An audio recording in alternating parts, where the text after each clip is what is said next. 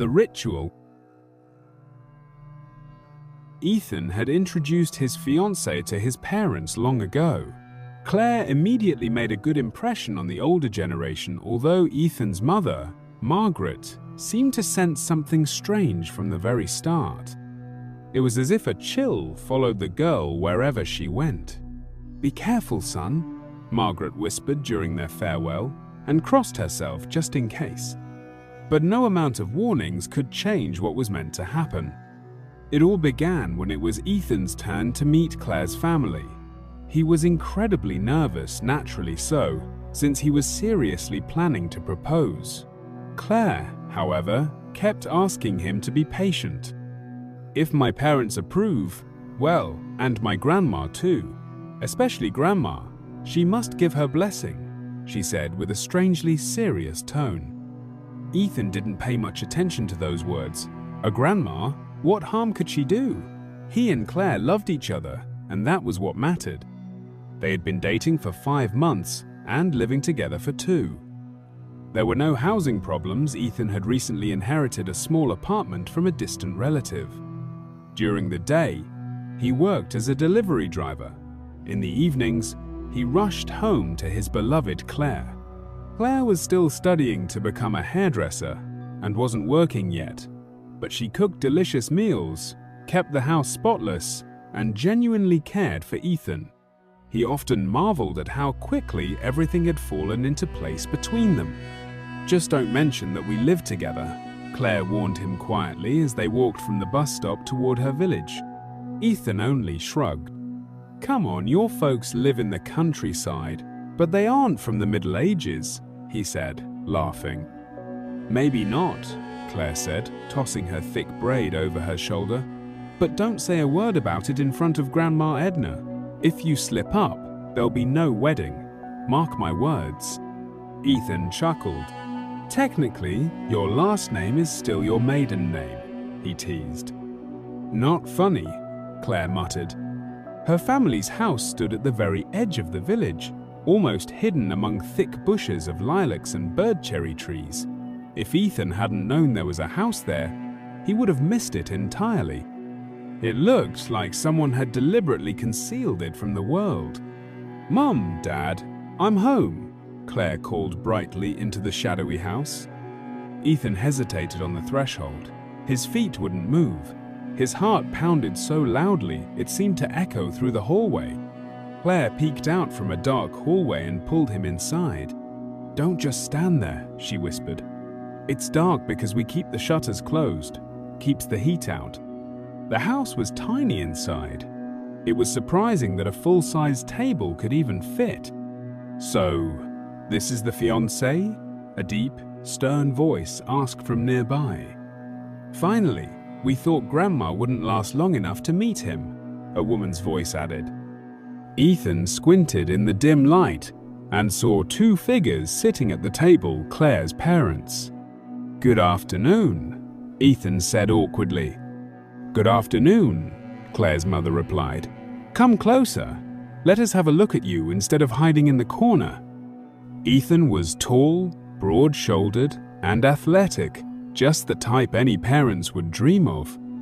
"Strong and young, that's what matters," Claire's father grunted approvingly. "Sit down, son. Eat with us." Despite the heavy gloom, Claire's family seemed to move effortlessly through the darkness, like cats. Ethan marveled, but said nothing. "Come meet Grandma," Claire said, appearing at his side and pulling him toward another room. Grandma Edna lay in a small, dark bedroom, looking frail and ancient, as if a strong wind could blow her away. She struggled to turn her head to look at Ethan. "Grandma, this is Ethan, my fiancé," Claire announced clearly. "We're here for a couple of days." The old woman opened her mouth, trying to say something, but only a low moan came out. "Let's leave her to rest," Claire said quickly, tugging Ethan away. "And this old woman's approval is what we need?" Ethan thought. "She's barely alive." Back at the table, his stomach growled embarrassingly. The family didn't seem to notice. A large bowl was placed in front of Ethan.